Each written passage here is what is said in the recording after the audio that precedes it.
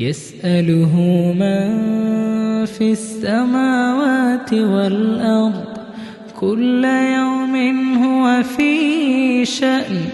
فبأي آلاء ربكما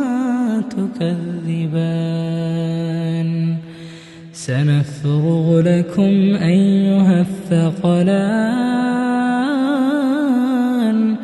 فبأي آلاء ربكما تكذبان يا معشر الجن والإنس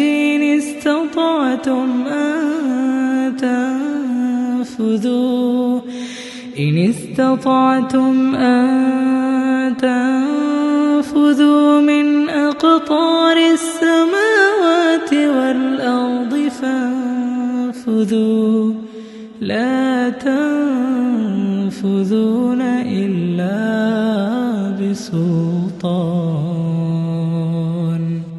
فبأي آلاء ربكما تكذبان